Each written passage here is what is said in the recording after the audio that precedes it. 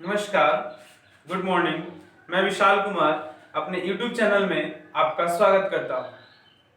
YouTube channel के अपने series में हम लोग क्लास 10th के लिए ट्रिग्नोमेट्री को कंप्लीट कर चुके हैं। आज हम लोग 20 मार्क्स का एक और जो चैप्टर है हम लोग के पास, जिसका नाम है अलजबरा, वो हम लोग स्टार्ट कर रहे हैं।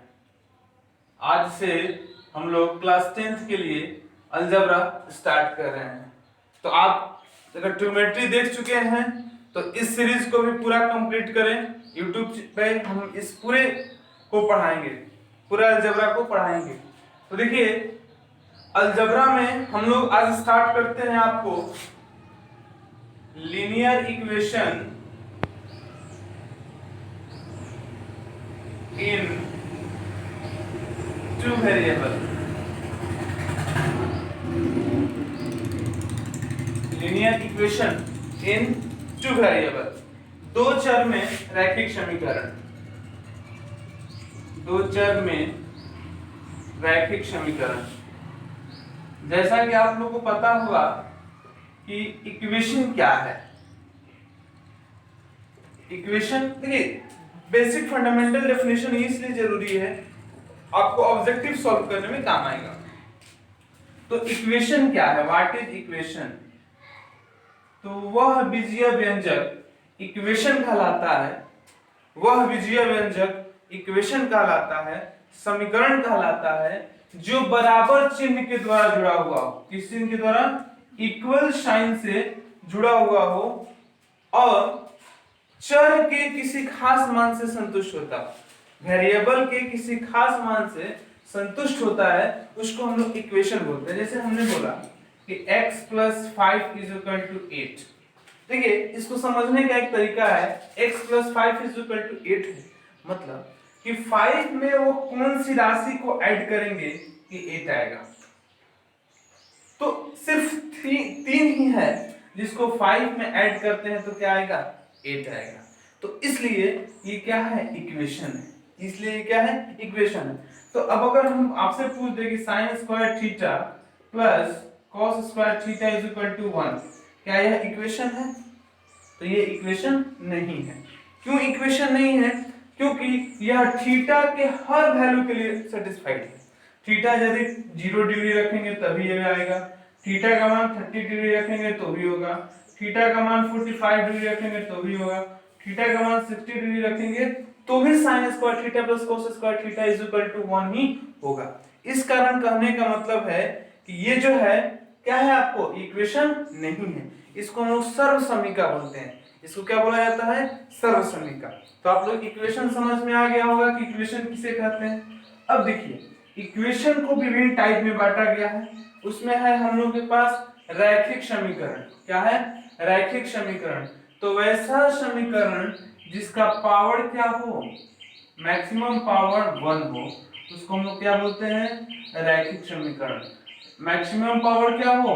1 हो, उसको हम लोग क्या बोलते हैं? रैखिक समीकरण। क्लियर?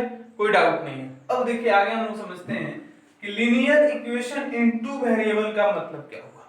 तो जिस वैसा समीकरण जिसमें दो चर होते हैं, उसको हम लोग दो चर वाले रैखिक समीकरण कहते हैं। जिसमें दो चर होते हैं, उसको हम लोग दो चर वाले रैखिक समीकरण कहते हैं। तो इसका जो जनरल फॉर्म होता है, ध्यान दीजिएगा, आपको बोर्ड में एग्जांपल में सॉरी ऑब्जेक्टिव में पूछ सकता है कि जनरल फॉर्म क्या होगा। तो जनरल फॉर्म जो होगा ax + by + c = 0 होगा। क्या होगा? ax + by + c = 0 होगा, जहां where a = not 0, b = not 0 और a b c जो होगा belongs to real number. Clear? अब देखिए एक चीज, इसका जो हम लोग ग्राफ खींचेंगे, तो ग्राफ जो होगा वह होगा सरल रेखा। ग्राफ जो होगा वो क्या होगा? सरल रेखा होगा, स्ट्रेट लाइन होगा। जब हम लोग ग्राफ खींचेंगे तो क्या आएगा? स्ट्रेट लाइन आएगा। कोई प्रॉब्लम नहीं है। अब देखिए, यदि समीकरण में एक चर है तो एक समीकरण की आवश्यकता होगी हल करने के लिए। यदि समीकरण में दो चर हैं तो दो समीकरणों की आवश्यकता होगी हल करने के लिए, तो हम लोग इसको बोलते हैं युगपत समीकरण। क्या बोलते हैं? युगपत समीकरण। तो समझिएगा इस बात को, क्योंकि ये ऑब्जेक्टिव में श्योर है कि पूछता है क्या। तो देखिए हम लोग दो इक्वेशन लिए a1x plus b1y plus c1 is equal to 0, a2x plus b2y plus c2 is equal to 0। अब इसको हम लोग को सॉल्व करना है। तो सॉल्व करने से पहले हमको कंडीशन चेक करने होते हैं। हर एक कंडीशन में ये इक्वेशन का सॉल्यूशन नहीं होता है। कभी ऐसा होता है कि इक्वेशन सॉल्व ही नहीं होगा, कभी ऐसा होगा कि इक्वेशन के इनफाइनाइट सॉल्यूशन होंगे, और कभी ऐसा होगा कि इक्वेशन का कोई खास सॉल्यूशन होगा। तो हम लोग देखते हैं कि किस कंडीशन में इक्वेशन का इनफाइनाइट सॉल्यूशन होंगे, किस कंडीशन में कोई सॉल्यूशन नहीं होगा, और किस कंडीशन में यूनिक सॉल्यूशन आएगा। तो देखिए सबसे पहले क्या करना है, देखना है आपको कि केस फर्स्ट में क्या चेक करना है कि पहले समीकरण का x के कोएफिशिएंट a1 और दूसरे तो by a2, if a1 by a2 equal नहीं है b1 by b2, तब समीकरण का अद्वितीय हल होगा। अद्वितीय मतलब खास, अद्वितीय हल होगा तथा निरूपित रेखाएं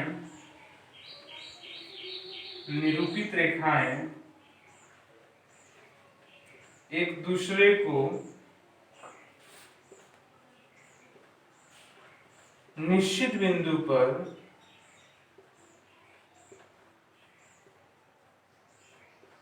प्रतिच्छेद करेंगे।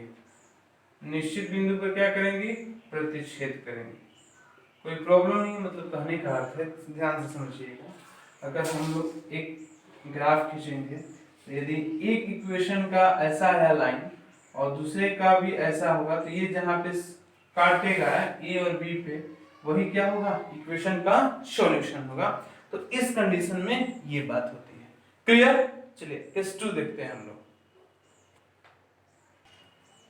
अब देखिए युगपत समीकरण का जो चल रहा था उसमें केस 2 हम लोग देखते हैं। If a1 by a2 equal नहीं है b1 by b2 के, सॉरी इक्वल है, और ये जो है इक्वल नहीं है c1 by c2 के, तो इस कंडीशन में क्या होगा? तो इस कंडीशन में तब समीकरण के कोई हल नहीं होगा, कोई हल नहीं होगा तथा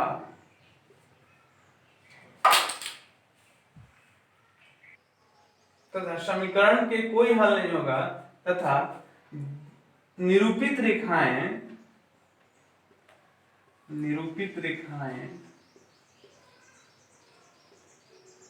समांतर होंगी। ये सारे कंडीशंस का सवाल बनेंगे, आप लोग को टेंशन नहीं लेना है, बस अभी नोट लिख लीजिए ऑब्जेक्टिव के लिए। केस थर्ड जो होगा वह होगा इफ a1 by a2 बराबर होगा b1 by b2 के, और ये बराबर हो जाएगा c1 by c2 के, तब समीकरण क्या अनंत हल होगा। क्या होगा? अनंत हल होगा तथा निरूपित रेखाएं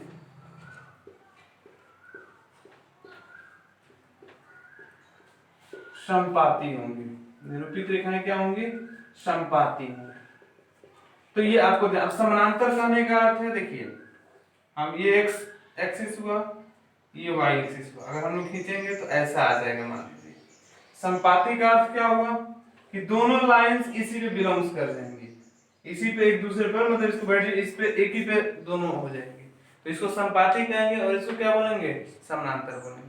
क्लियर? चलिए अब हम लोग देखते हैं कि दो चर वाले रैखिक समीकरण को हल करने की कौन कौन सी विधियां हैं। ठीक है, तो हेडिंग बनाएंगे मेथड ऑफ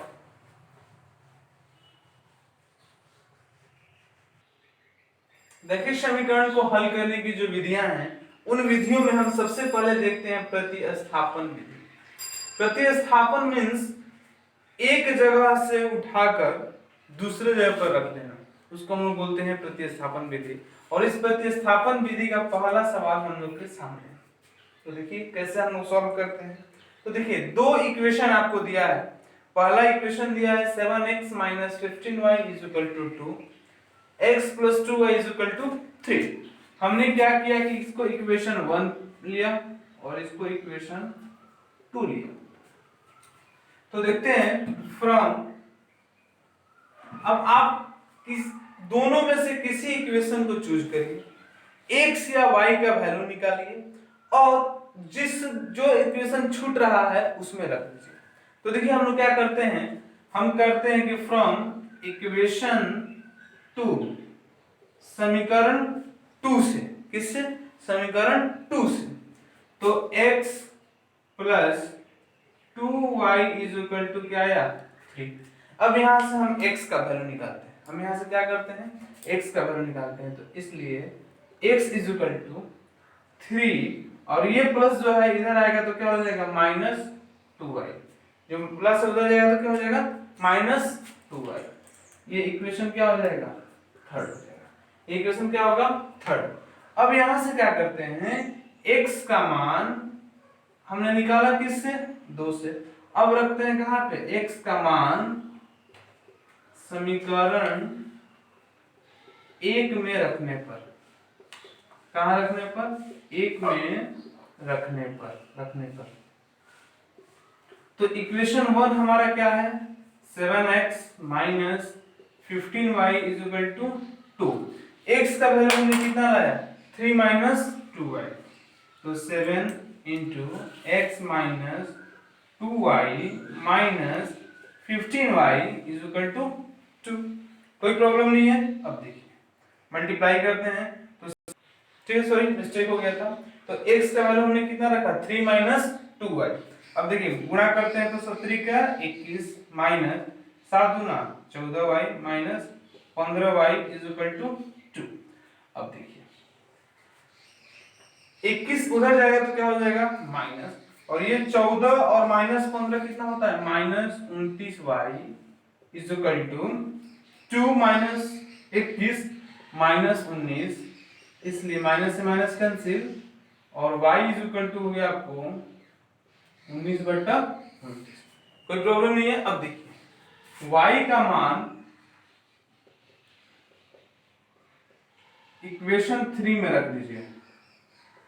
3 में रखने पर तो x = क्या है, 3 - 2y मींस 3 - 2 × y का वैल्यू क्या है, 19/29। 29 से कितना हो जाएगा 78 माइनस 19 दूना 38/29, तो ये हो जाएगा 0 40/29। हमारे पास x का जो वैल्यू आ गया 40/29 और y का वैल्यू क्या आ गया 19/29। अब आप देखिए ये दोनों वैल्यू किसी भी इक्वेशन में रखिएगा तो ये वैल्यू को क्या करेगा, सेटिस्फाइड करेगा। इसलिए एक मिनट सॉरी देखिए मिस्टेक हो गया था। अब यहाँ तो ये 87 होगा, 87 में से 38 जाएगा तो 49/29। x का वैल्यू कितना आ गया 49/29 और y का वैल्यू क्या आ गया 19/29। और ये वैल्यू हम लोग रखेंगे तो इक्वेशन हमारा क्या कर जाएगा, सेटिस्फाइड कर जाएगा। ठीक है, अगले क्वेश्चन पे चलते हैं, देखते हैं इस क्वेश्चन में। तो देखिए ये क्वेश्चन को सॉल्व करना है, लेकिन हम एक चीज आपको बता रहे हैं कि आप थोड़ा सा जो हमने बताया युगपत समीकरण a1x plus b1y plus c1 = 0, a2x plus b2y plus c2 = 0, इसको थोड़ा सा चेक कर दिया। चेक करने का मतलब है कि आप a1/a2 and b1/b2 a1/a2 b1/b2 और c1/c2 डिफाइन करें।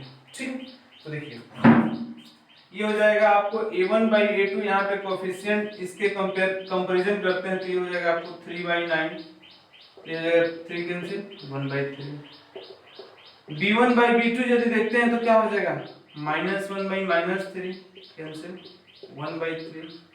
और यदि c1/c2 हम लोग निकालते हैं तो ये हो जाएगा 3/9 मींस 1/3। कहने का मतलब कि हमारे पास क्या आ गया a1/a2 बराबर किसके b1/b2 के बराबर किसके c1/c2 के। तो इस कंडीशन में क्या होगा, तो समीकरण के अनगिनत हल होंगे। अब एक चीज बताइए, अनगिनत हल होंगे तो आप क्या इसको फाइंड कर सकते हैं? नहीं फाइंड कर सकते हैं, तो आपको यही लिख देना है। क्लियर? ठीक है, देखते हैं अगला क्वेश्चन। चलिए देखते हैं ये question. x plus y is equal to है a माइनस बी और ax minus b y is equal to है a square plus b square. अब इसको थोड़ा सॉल्व करते हैं। आपको देखने से लग रहा होगा कि क्वेश्चन थोड़ा कॉम्प्लिकेटेड है, ठीक है, कोई बात नहीं, हम लोग सॉल्व करने का प्रयास करते हैं। तो देखिए हमने क्या बोला, वही इक्वेशन 1 इसको ले लीजिए, इसको क्या ले लेंगे इक्वेशन 2। अब आपको इजी कौन सा इक्वेशन लग रहा है? इक्वेशन 1 इजी लग रहा है, तो हम यहां से x या y का वैल्यू फाइंड करते हैं। तो समीकरण 1 से क्या है, x plus y is equal to a minus b. तो आप यहां से x का वैल्यू निकालिए तो x इज इक्वल टू हो जाएगा a माइनस बी माइनस, कोई दिक्कत नहीं है कि कोई दिक्कत है? अब देखिए, अब क्या करते हैं, x का मान समीकरण 2 में रखने पर, x का मान कहां रखने पर? इक्वेशन 2 में रखने पर। तो ये 2 क्या है इक्वेशन, देखिएगा ध्यान से, ax minus by is equal to a square plus b square है। अब यहाँ पे x का वैल्यू क्या रखना है हमको, a minus b minus y minus by is equal to a square plus b square. कोई प्रॉब्लम नहीं है। अब मल्टीप्लाई करें, a में a से मल्टीप्लाई करते हैं तो क्या होगा a स्क्वायर, a में b से मल्टीप्लाई करेंगे तो क्या होगा माइनस a में माइनस y से मल्टीप्लाई करेंगे तो क्या होगा ये minus by is equal to a square plus b square. देखिए a स्क्वायर से a स्क्वायर कैंसिल। अब देखिए यहाँ पे ay by है तो हमने इसको रख लिया minus ay minus by is equal to, ये b स्क्वायर है, ये माइनस से उधर जाएगा तो क्या हो जाएगा प्लस हो जाएगा। कोई प्रॉब्लम नहीं है। अब देखिए, अब हम क्या करते हैं, यहां से माइनस वाई कॉमन लेते हैं। क्या कॉमन लेते हैं? माइनस वाई कॉमन लेते हैं। तो माइनस वाई कॉमन लिया तो क्या होगा a plus b is equal to, फिर यहां से b कॉमन लिया तो क्या हुआ a प्लस बी से प्लस बी कैंसिल, तो y इज इक्वल टू हो गया क्या माइनस बी। अब देखिए y का वैल्यू किसी इक्वेशन में पुट कर दीजिए, तो x is equal to a minus b minus y है, तो a माइनस बी और ये हो जाएगा ना प्लस बी, इसलिए x इज इक्वल टू कितना आ गया a और y इज इक्वल टू क्या आ गया माइनस बी। यही आपके प्रश्न का क्या हुआ आंसर हुआ। यही क्या हुआ आपके प्रश्न का आंसर हुआ। चलिए एक बार हम लोग समझते हैं ठीक से। ये है x plus y is equal to a minus b, ax minus by is equal to है a square plus b square. तो अब क्या करते हैं हम, समीकरण 1 से x plus y is equal to a minus b है, यहाँ से x का वैल्यू फाइंड कर दिया a minus b minus y, कोई दिक्कत नहीं है। अब इस जो x का वैल्यू आया है हम इसको इक्वेशन 3 लिख लेते हैं और इस x के वैल्यू को, x का मान समीकरण कहाँ रख देते हैं 2 में रख देते हैं। 2 में रखने पर ऐसा टर्म आता है। अब इसमें हम लोग क्या करते हैं कि यहाँ से y कॉमन ले लिया जाता है माइनस y, तो यहाँ पर बच गया a प्लस b और यहाँ से b कॉमन ले लिया तो क्या बच गया a प्लस b, तो y इज इक्वल टू कितना हो गया माइनस b। अब y का वैल्यू इक्वेशन में रख देते हैं तो क्या आ जाता है x का वैल्यू। अगर आप इसको पुट करेंगे तो इस इक्वेशन को सेटिस्फाइड कर जाएगा। क्लियर? ठीक, देखते हैं अगला क्वेश्चन। अगले क्वेश्चन को हम लोग अगले वीडियो में देखते हैं। इस आज जो हम लोग प्रतिस्थापन विधि से समीकरण का हल करना आपको सिखाएं। इससे आप प्रश्न बनाइए, और यदि कोई प्रश्न में दिक्कत होता है तो आप बेहिचक कमेंट बॉक्स में आके कमेंट कर सकते हैं। धन्यवाद।